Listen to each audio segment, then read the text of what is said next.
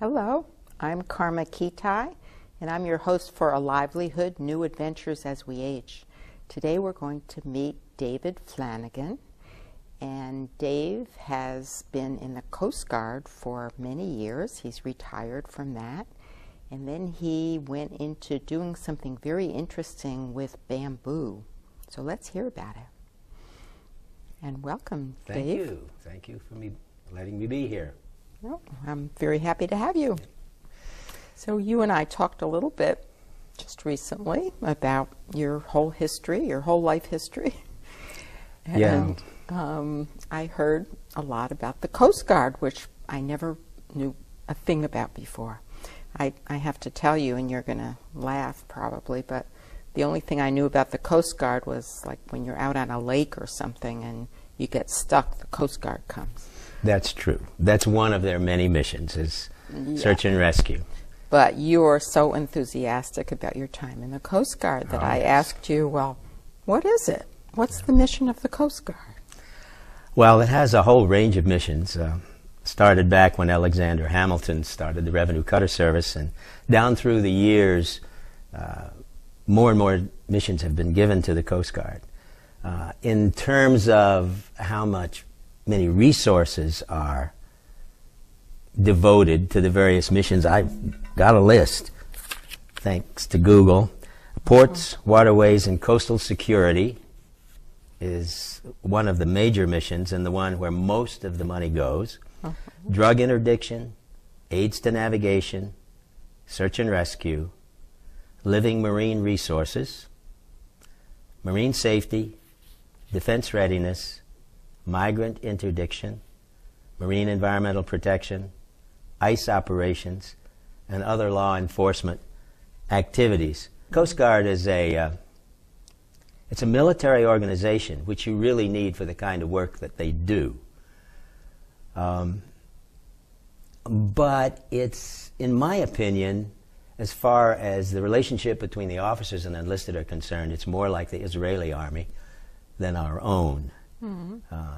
Works well with the other services. And it's, every time you turn around, because the missions are so broad, you get a new challenge. You've been all over. I have been all over the world, I guess. Yes, yes. And while teaching at the academy, I was engineer on the Eagle many times. So you had a lot of management experience. Yes. Right. If there's Is anything, that something? the academy is very strong on leadership and management. Oh, I was wondering about that. So a lot of that you learned, at least the book learning of it in school, right? Yes, and sailing on the Eagle. The Eagle is a square rigger, and it keeps you very busy and, as a cadet, pretty tired usually.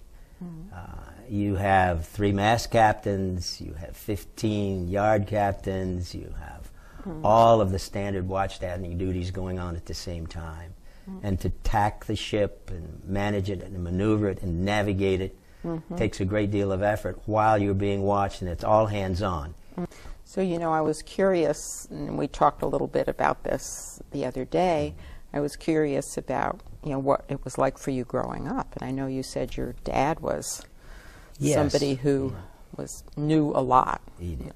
My dad was a self-made engineer, grew up with radio, starting with crystal sets, ended up being superintendent of communications and signals for the C&O B&O system. He put his own father out of work 4 times. My grandfather was a telegrapher. And my dad put in teletype, and he had to learn how to do that. And then relaying messages, you used to receive them, and then you would teletype out somewhere else. He put in tape machines to make the relaying faster. My grandfather had to go back to school and learn how to do that. Ultimately, he learned how to run 2 large IBM computers that do all that communications. But, and Dad had a shop in the attic for electronics, 2 in the basement, 1 woodworking and 1 mechanical. So was he kind of a hands-on dad? Yes, definitely. Definitely. So would he teach you how to do all the things he was interested in, huh? Yes, when I was very young, I was making road signs and all sorts of things and fixing other people's radios. that he taught me how to do, and when I'd get stuck, he'd bail me out. So I guess you saw yourself as being pretty handy and technical from a young age, huh? Yes, and I always wanted to go to MIT from the 8th grade on. Really? And the Coast Guard sent me to MIT for 3 years. You didn't grow up in Boston. You grew up in Richmond, Virginia. I grew up in Richmond, Virginia, left when I was 17. But after all that Coast Guard stuff, my last tour being in Panama, you're forced to retire unless you make flag, which is, admirals, which I did not do. So you're forced to retire after 30 years? You have to retire after 30 years of commissioned service. During that period in Panama, we were surrounded by beautiful bamboo. And the bamboo was tall and strong, and my wife had for many years worked in ikebana, Japanese flower arranging. But she never had a bamboo flower container, so I started making them for her and our neighbors, and then used them for Christmas presents. And one of the recipients of a Christmas present is a museum curator, and he was putting on a show about Japanese flower arranging and asked for some samples. So I sent him 10 for the juried selection, and they put all 10 in the show. But it was clear that I was not going to be able to make a living on bamboo flower containers, but there's thousands and millions of miles of fencing in the United States. Ultimately, we started, I went back to school again. I studied horticulture. You said you did that when you were around 50? Yes. That was 1987. I'll be 80 next August. So anyway, back to school, I learned a little bit about bookkeeping and business management. Started the company in 1987. What really got us started was I built a fence in my own backyard as a good start. I also wanted to put the bamboo in the ground to see how long it would take for it to rot away, so I knew I was going to have to replace it in our environment here in the Boston area. And a friend who was a designer of bamboo gardens noticed the fence and had what is his name? Nakani, who was a landscaper from Japan, who had done landscape work for the emperor and did the garden at the MFA. He was working on that, and at the same time... The Museum of Fine Arts. The Museum of Fine Arts in Boston. At the same time, he was working on the garden around a tea house that was being built in the National Gallery in Washington, D.C.